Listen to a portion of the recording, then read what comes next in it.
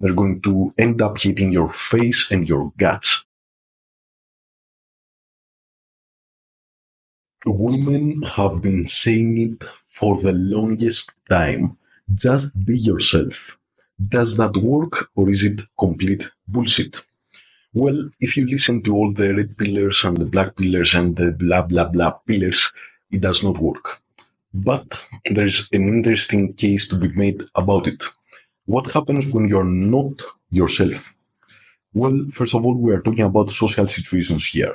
When you are at home and yourself is a lazy bastard that does not want to hit the weights or work on his business, whatever, then kill that motherfucker.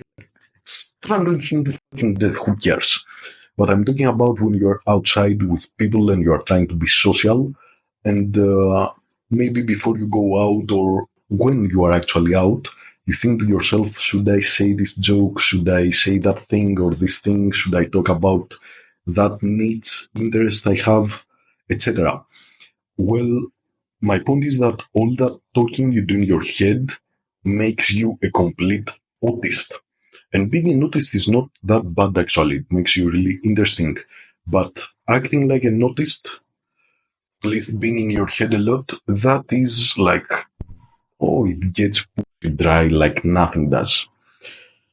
So, what you really have to see here is that what you have in your head and all the things you might consider a bit cringy about you, all the neat things you do, etc., all the like risky jokes you want to make and all the risky texts you want to send, all these things are, first of all, a part of you.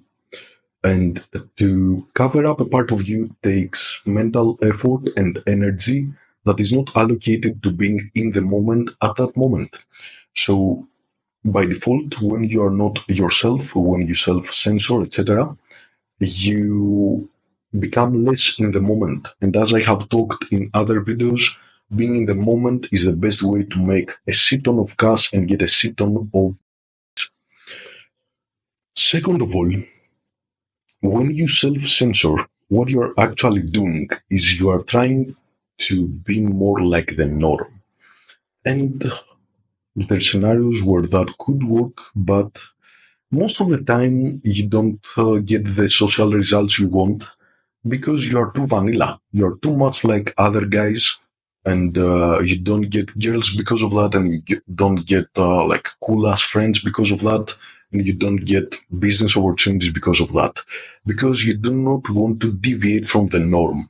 But what happens when you deviate from the norm is that on the one hand you get a lot more hard rejections, because some people are going to hate you. They're going to hate your jokes. They're going to hate your laugh. They're going to hate your niche interests. They're going to end up hating your face and your guts. But on the other hand, you're going to get some people that actually freaking love you.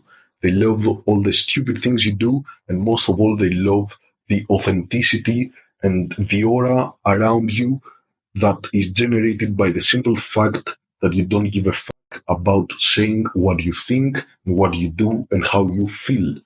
So, does that mean that you should go out there and release to the world the the beast you have in your head? Well, yes and no. What you really have to do is choose beforehand which parts of you you are proud of and you want to enforce on yourself and grow those parts.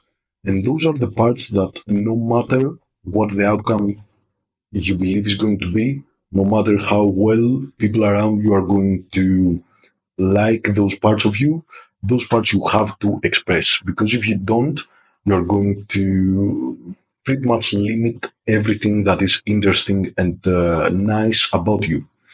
And on the other hand, you have the things that you're not proud about yourself doing.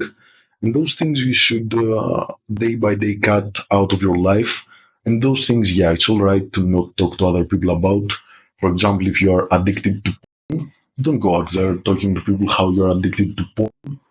Maybe if the conversation goes that way, just say that you do not watch porn because porn is bad for you and you don't like it. You don't have to go into extreme detail. But in general, the things that you like about yourself, You should not care if other people like them, because you're going to get a lot of rejections because of them, but you're also going to get some true fans in life just by being yourself and just by expressing the things you love about yourself. And on the things that you don't really like about yourself, you can skip those, and you can also work on actually skipping those in your life.